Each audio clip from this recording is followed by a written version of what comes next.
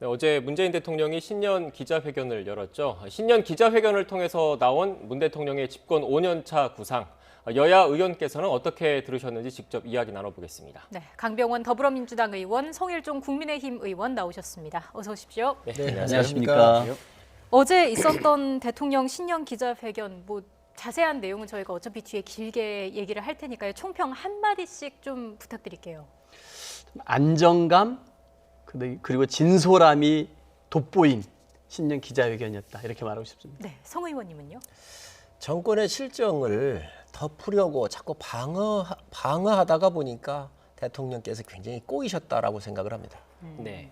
구체적으로 하나하나씩 다시 짚어볼까요? 일단 사면론 얘기부터 하겠습니다. 연초에 이낙연 민주당 대표가 언급을 하면서 사면론이 불거졌는데 여기에 대해서 문재인 대통령이 어제 발언을 했는데 사실상 선을 그었다 이렇게 봐야겠습니까?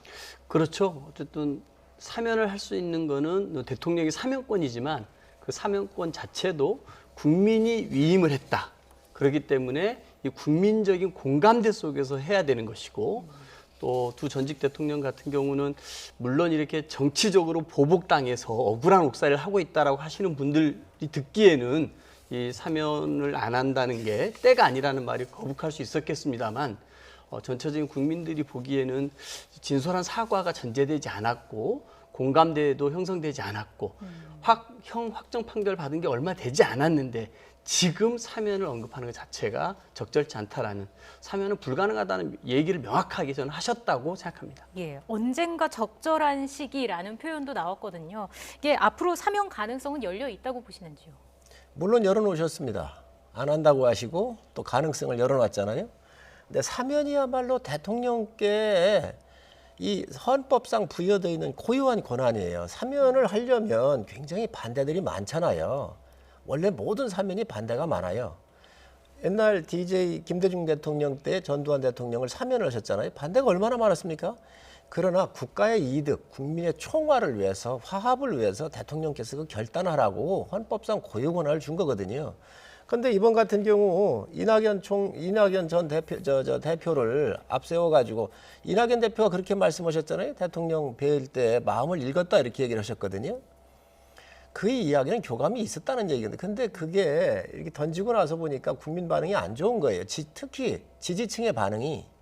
그 대통령은 자기 지지층을 설득을 하고 또 양해를 구하는 힘이 대통령한테 있는 거예요. 그래서 국가의 목표를 위해서 이런 부분을 함께 갑시다 하고 반대 진영에 있는 것을 정치적으로 사면을 하는 거잖아요. 이런 부분에 대해서는 상당히 결단력이 없으셨다라고 생각을 합니다. 네, 완전히 가능성을 닫지 않았다라는 평가를 하시는 분들도 있더라고요. 그래서 일각에서는 오는 3.1절 또는 광복절에 형 집행정지 같은 형식을 통해서 일단 수감 생활에서 벗어나게 하고 그 이후에 대선 전에 아니면 그 정권이 바뀌기 전에 사면을 단행할 것이다. 이런 가능성을 제기하시는 분들도 있더라고요. 의원님께서는 어떻게 보십니까?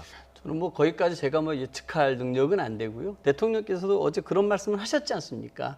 어쨌든 지금 이렇게 미리 예단해서 얘기할 수 있는 부분은 아니다라고 했습니다만 국민적 공감대라는 말을 가장 많이 하셨습니다. 네. 국민의 동의.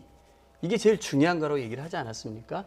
저는 우리나라 대통령들이 좀 불행했다고 평가를 많이 하시는데요. 저는 이 대통령들이 불행했던 것이 아니라 그런 헌법을 파괴하고 법을 어기면서까지 국민에게 정말 무도하게 통치했던 대통령을 가졌던 국민이 불행했던 거 아닙니까? 우리 역사가 불행했던 것 아니겠어요? 저는 그런 면에서 과연 이렇게 아무런 반성이 없단 말이에요. 오히려 정치적으로 보복하고 있다라고 얘기하면서 진실을 가둘 수 없다고 얘기하고 일체 재판 과정에도 협력하지 않는 대통령이 있는데 이것을 사면했을 때 과연 국민 통합을 이룰 수 있겠습니까? 얼마나 많은 국민들이 이것에 대해서 동의를 하겠습니까? 저는 그런 의미에서는 이 사면론은 적절치 않다고 보고요. 저는 이낙연 대표께서 교감을 했다. 저는 이 부분은 사실이 아니라고 생각합니다. 이낙연 대표께서 통합이라고 하는 큰 뜻을 가지고 제기를 하셨는지 모르겠습니다만 놓쳤던 부분이 있는 것 같고요. 결국 대통령께서 이 사면론에 대해서 종지부를 찍었고 이낙연 대표도 이제는 더 이상 이거 가지고 논란을 더 할 수가 없는 상황이 된 거 아니겠습니까? 저는 그런 의미에서 저는 이 야당도 한번 생각할 필요가 있다고 생각합니다. 대리 사과하고 뭐 사면을 막 강요해가지고 풀릴 수 있는 문제는 아닌 것 같고요. 이런 전직 대통령이 저질렀던 국정농단이나 법률 파괴 행위에 대해서는 진솔하게 이제는 더 이상 이런 대통령이 나와서는 안 되기 때문에 반성하는 게 오히려 더 맞지 않나 싶습니다. 성 의원님, 국민적 동의, 국민적 공감대 형성은 어떻게 확인을 할 수 있습니까? 제가 볼 때는 그냥 뭐 그 레토릭 아니겠어요? 사면은 반대 진영에 있는 사람들을 면해주는 거잖아요. 형을 면해주는 거잖아요.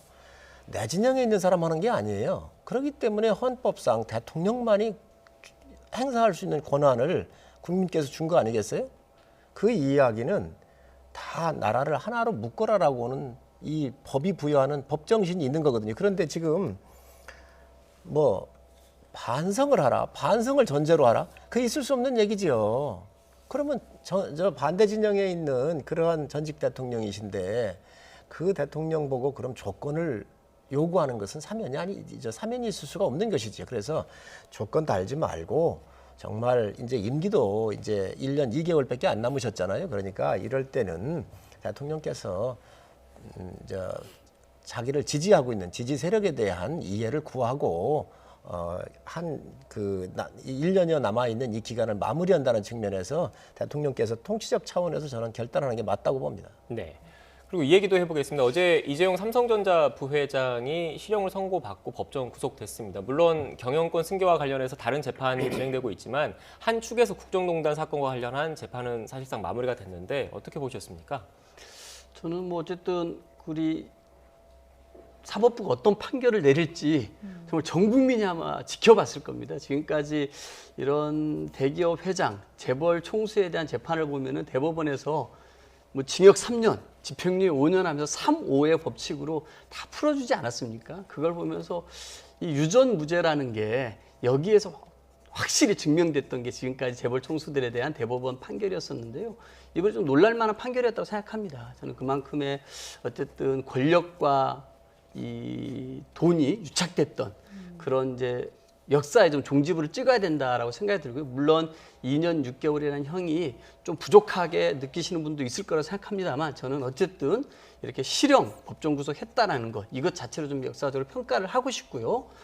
저는 다시 우리 사회에서 이제 다시는 이렇게 권력과 이 경제력이 유착돼 가지고 정말 무슨 본인의 경영권 승계를 약속받기 위해서 뇌물을 주고 그렇게 함으로써 우리 사회를 정말 이렇게 흐트러뜨렸던 잘못된 역사는 이제는 끝났으면 좋겠다. 그런 역사적인 의미가 있는 판결이라고 저는 생각을 합니다. 국민의힘은 어떻게 봤는지도 궁금한데요.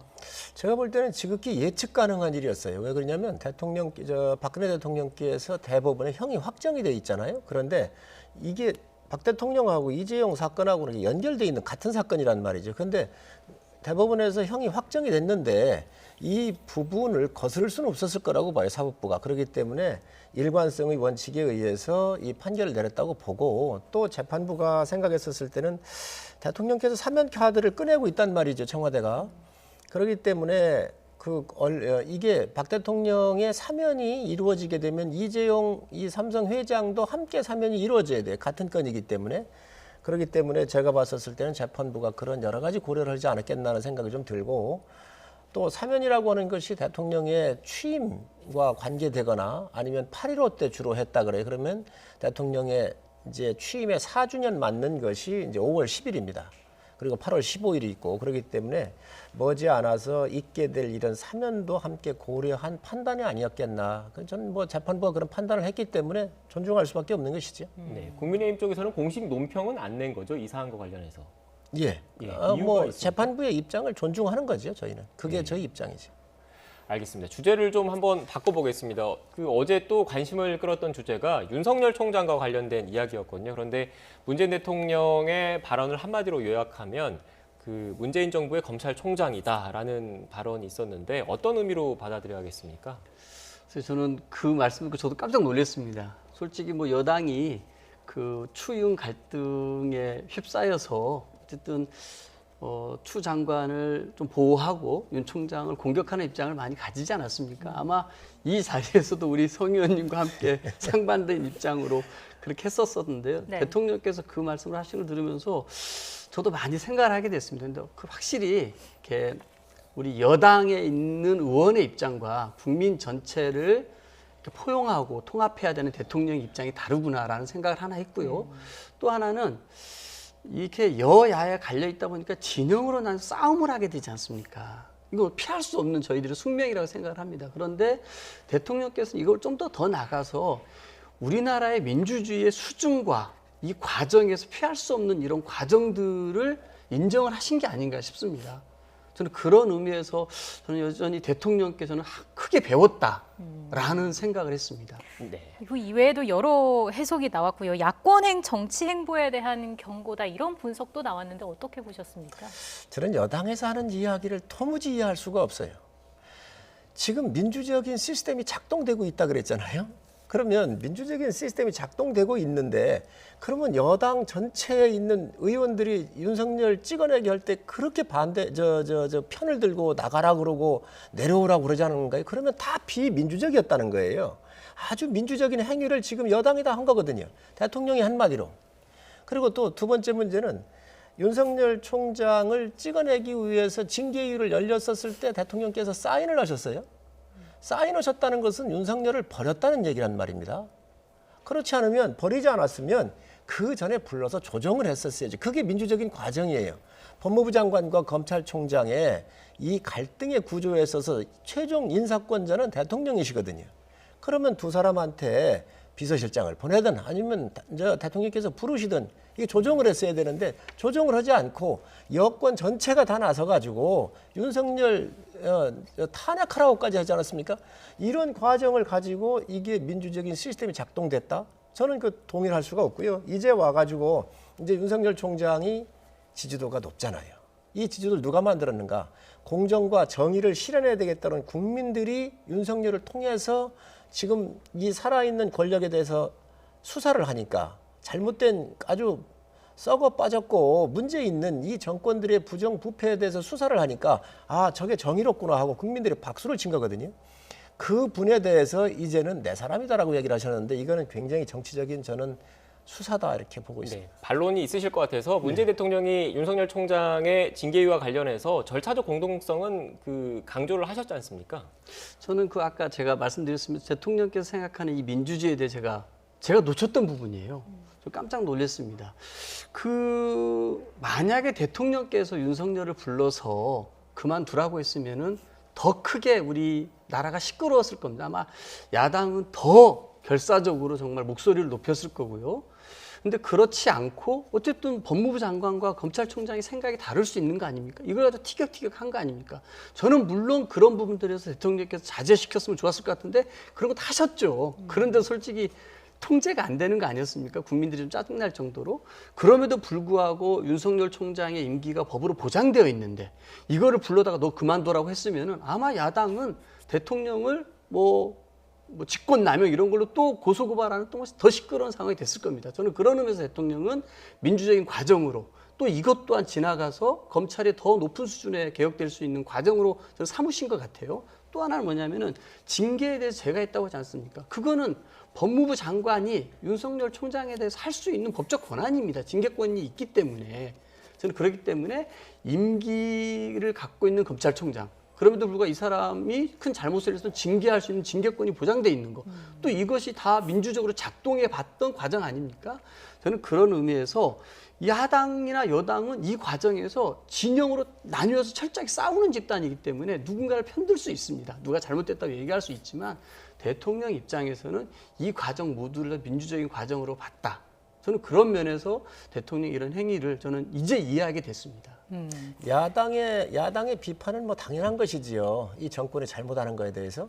저는 오히려 대통령께서 윤 총장을 불러가지고 이제 그만하고 사표를 내라 했으면 전 윤 총장이 냈을 거로 봐요. 성격적으로 보나 모든 것. 그게 또 대통령이 요구할 사항이고. 그런데 그걸 안 하셨거든요. 다른 사람을 보내가지고 총장의 이야기하면은 임기까지 잘 맞춰달라고 부탁을 했다는 거 아닙니까? 그러면 이 여당과 청와대는 항상 긴밀한 한 몸이에요. 청와대를 서포트해 주는 거예요. 그런데 여당에서 의원들이 들고 일어나 가지고 윤석열 찍어내기, 추미애 편을 그렇게 들었던 거 아닙니까? 이 와중에서 이것들이 민주주의에 아주 그 정상적으로 작동했다? 동의할 수 없는 부분이지요. 대한민국의 민주주의가 후퇴하고 그리고 파괴됐던 행위가 윤석열 찍어내기였습니다. 그리고 이 검찰총장은 임기제잖아요. 임기까지 가야 될 책임이 법적으로 있는 겁니다, 이게. 그런데 그거를 무시하고 찍어내려다 하다가 이제 추미애 장관이 대치기 당한 거 아닙니까? 이 과정은요, 이 대한민국 검찰 역사에 있어서 법무부 역사에 있어서 가장 오점으로 남을 겁니다. 네. 알겠습니다. 윤 총장 관련 얘기까지 나눠봤고요. 부동산 관련 이슈도 있었습니다. 신년 사이에서 어제도 부동산 문제 안정화 실패에 대해서 인정을 했는데 지난해에는 부동산 이 종합대책이 좀 효과를 나타내고 있다라고 언급을 했는데 그때와 비교하면 좀 결이 달라진 것 같습니다. 결이 달라진 게 아니라 대통령께서 작년에 그런 인식에 대해서 정말 국민들에게 사과한 거 아닙니까? 신년 사회에서 신년 기자회견에 연이어서 네. 이 문제에 대해서 국민들께 솔직하게 인정하고 사과했습니다. 예. 명확히 하셨죠. 또 2번 연속. 그래서 19년도에 그 대통령께서 판단하셨던 이런 그 투기를 억제하기 위한 대책들이 잘 마련되면 될 줄 알았습니다만 어쨌든 작년에 61만 세대가 증가했다는 거 아닙니까? 왜 그렇게 많이 증가했는지는 모르겠습니다만 어쨌든 그런 세대들이 증가했다는 얘기는 그만큼 주택 수요가 있었던 거고 정부 예측했던 것보다 훨씬 더 많은 수요가 났는데 3기 신도시 대책은 17년에 발표되고 입주하는 거는 25년 정도 된단 말이에요. 그래서 그런 공급과 뭔가 잘 안 맞았던 부분에 대해서 인정을 하셨습니다. 이제 변창흠 장관이 아마 설 전에 특단의 공급 대책을 마련한다고 하지 않습니까? 네. 저는 그래서 이제 그 제가 봐서는 민간에서 추진하고 있는 재개발 재건축에 대해서는 저는 굴러가게 해주는 게 좀 맞을 것 같고요. 어떤 특단의 대책을 갖고 계신지 모르겠습니다만 저도 짐작을 해보는 겁니다. 그리고 또 역세권이나 이런 부분들에 관해서 공공이 할 수 있는 역할도 충실히 더 하실 거라고 봅니다. 왜 공공의 역할이 중요하냐면요. 실제 민간의 아파트를 분양받아서 혹은 그걸 사서 들어갈 수 있는 분들은 자산 축적이 꽤 돼 있는 분들 아닙니까? 적어도 중위값이 뭐 8억 이렇게 되기 때문에 대출을 받더라도 자기 자산이 뭐 6억, 5억은 있어야 될 거 아니겠어요? 네. 그런데 이제 또 자산 축적이 안 되어 있는 분들이 있습니다. 사회 초년생이라든지 서민들 같은 경우 자산 축적이 안 돼 있거든요. 또 이런 분들을 위한 공공 임대주택도 많이 공급돼야 되거든요. 저는 이런 부분들에 대해서도 정부가 책임 있게 양질의 주택들을 1인, 2인 가구, 서민들, 실소유자를 위한 공급도 해줘야 됩니다. 그래서 이분들에게는 자산 축적의 시간을 갖게 하고 자산이 축적되었을 때 또 내 집만으로 이동할 수 있게끔 해주는 그런 전체적인 대책들이 변 장관께서 설 전에 발표할 때 다 포함돼서 나오지 않겠나라는 생각을 기대를 합니다. 네. 그런데 일각에서는 그 뭐 획기적인 공급 대책이 과연 있을까라는 우려 섞인 시선도 있습니다. 그래서 양도소득세를 완화해서 다주택자의 매물을 유도하는 게 더 단기적으로는 효과적인 공급 대책이 아니냐 이런 의견도 나오고 있던데 국민의힘 쪽에서는 어떤 입장입니까? 정확한 질문을 하셨는데 저는 대통령께서 25번의 정부가 국민 모두에게 부동산 자신 있다. 집값 잡겠다. 걱정하지 마시라. 집 사면 손해봅니다라고 얘기하셨던 거 아닌가요? 정부가 대통령께서 나서셔서 대국민 약속을 한 겁니다. 그런데 사과는 하셨어요. 그런데 그 사과를 하셨으면 이 안에 정말로 충실한 저는 내용물이 있어야 한다고 생각을 해요. 그런데 우리가 지금 정부에서 공급 대책을 한다고 그러는데 이거는 7년이나 10년 뒤에 공급될 일들이거든요. 그러면 이 수요 억제를 계속 해왔는데 공급이 나와야 돼. 이 공급이 어디에 있는가? 지금 2가구씩 갖고 있어가지고 이 양도세 때문에 팔지 못하고 있는 가구 수가 약 한 23만 호 정도가 된단 말이죠. 23만 호면은 지금 일산이 그 정도 되거든요. 지금 신도시 하나가 5, 6만 호씩 공급을 하고 있는 거예요. 이런 거 대여섯 배 하는 겁니다. 그러니 양도세가 지금 75% 정도가 돼요. 제일 높은 게. 낮은 게 한 40% 가까이 되고. 그러니 이런 부분도 풀어서 23만 호 정도는 바로바로 공급할 수 있거든요. 단기적으로. 그렇게 하고 장기적인 또 공급 계획도 세워서 해야 되는데 정말 이런 현실 인식을 제대로 못하고 있다. 이 정부가. 그리고 이런 이야기를 왜 대통령한테 보고를 안 드리는지 모르겠어요. 지금 정부가 25번의 정책은 실패한 정책이잖아요. 그걸 다시 한번 되돌아가서 그 25번의 규제 정책을 했음에도 불구하고 여기에 실패의 원인이 뭐였는지를 찾아서 단기, 중기, 장기까지 다시 한번 이 정부가 이 공급 계획을 다시 짜시기 바랍니다. 네, 의원님 그런데 이 양도소득세와 관련해서 불로소득에 대한 시장에 잘못된 시그널을 줄 수 있다라는 우려도 있는 것도 사실이고 또 그 부동산 시장 같은 경우에 결국 심리가 중요하지 않습니까? 정부가 이렇게 지속적으로 공급 계획을 물론 시간이 좀 걸리더라도 공급 계획을 내놓는 것 자체에 의미가 있다 이런 시선도 있더라고요. 어떻게 보십니까? 저는 그 지금 뭐 사회자께서 하신 말씀이 일반적으로 국민들이 갖는 생각이라고 생각합니다. 정부가 의지를 가가지고 공급 대책들에 대해서 획기적으로 내놓겠다. 그리고 3기 신도시는 이미 발표돼서 25년 입주 아닙니까? 이런 대책들이 자꾸 나오게 되면은 급하게 대출받거나 여기저기 돈을 끌어모아서 연끌하려고 하는 사람들이 그래 정부를 믿고 좀 기다려보자 라는 심리가 갖게 되면은 부동산 시장이 안정될 수 있는 거 아니겠습니까? 저는 그런 의미에서 정부의 이런 강력한 공급의 의지, 공급 대책 의지는 부동산 시장을 안정시키는 데 크게 기여할 거라고 생각이 들고요. 아까 뭐 집 사면 손해본다는 얘기를 대통령께서 하셨다는 얘기인데 그거는 전혀 아닙니다. 전혀 아니고요. 어쨌든 그 이 양도세 같은 경우는 작년 8월 국회에서 본회의가 통과가 됐고요. 이게 올해 1월에 시행이 돼야 되는데 유예를 했습니다. 이 다주택자들에게 그만큼 양도소득세가 올라가니 좀 팔 기회를 드린다 해가지고 유예를 했던 것이 올해 5월 말까지거든요. 아직도 사회가 남았고 법을 통과된 이후에 10개월 정도 유예 기간을 줬던 겁니다. 그럼에도 불구하고 이분들이 이 집을 다주택자들이 안 내놓는다는 얘기는 여전히 부동산 가격이 뛰고 이걸 위한 수익이 더 크다라고 이 불로소득 이게 더 크다고 생각하기 때문 아니겠습니까? 저는 이거에 대해서 우리 정부는 명확히 신호를 줬습니다. 보유세를 강화했고요. 양도소득세도 강화를 했는데 5월 말까지 유예를 해주니 이 기간 동안에 잘 생각하셔라. 그러면서 공급 대책이 또 나오고 있기 때문에 안정된다고 하면은 이 집을 가지고 있음으로써 부동산으로 인한 불로소득보다는 세금이 더 클 거라는 생각을 갖게 되면 내놓는 거 아니겠습니까? 자그마치 3주택 이상 가지시는 분이 한 채씩만 내려도 48만 7천 채입니다. 어마어마한 공급 대책이 될 수 있는 거거든요. 저는 그런 의미에서 국민의힘도 이 국민의힘 무슨 다주택자의 힘 이건 아니지 않습니까?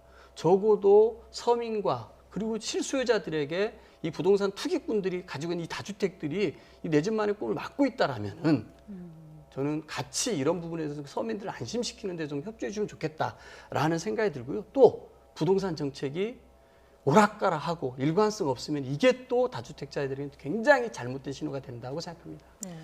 세금으로 공급 문제를 해결할 수 있는 나라는 전 세계에 없습니다. 그리고 세금은 옛날에 2000년 전에 로마의 황제였던 3대 황제가 티베리우스라고 하는 황제가 있거든요. 그 당시에 세금의 원칙이 뭐였냐면 2000년 전에도 얇고 넓게였어요. 세금은요, 국민들이 걷어가는지 안 걷어가는지 모르게 하면서 국가의 세수를 증대하는 게 좋습니다. 징벌적으로는 안 되는 거예요. 그러다 보니 지금 현재 단기적으로 나올 수 있는 이 물량이 안 나오는 거잖아요. 증여를 하더라도. 증여세가 낮으니까. 그래서 이런 부분들을 다시 한번 우리가 왜 그러냐. 25번 속에 이게 다 들어가 있잖아요. 그러니까 실패를 했기 때문에 다시 한번 돌아봐야 한다는 말씀 드리고 또 새로운 도시를 개발해서 하는 그 기간 동안에 공급에 대한 수요에 대한 공급이 따라오지 못하기 때문에 이 불안한 시장을 단기 중기로 끊임없이 정부는 고민을 해야 한다고 생각을 합니다. 네, 알겠습니다. 오늘 어제 문재인 대통령의 신년 기자회견이 있었는데 여러 주제가 많았는데 시간 관계상 오늘은 여기서 마쳐야 할 것 같고요. 다음 기회에 다시 한번 모시도록 하겠습니다. 지금까지 강병원 더불어민주당 의원, 성일종 국민의힘 의원과 함께 이야기 나눴습니다. 오늘 말씀 고맙습니다. 네, 감사합니다.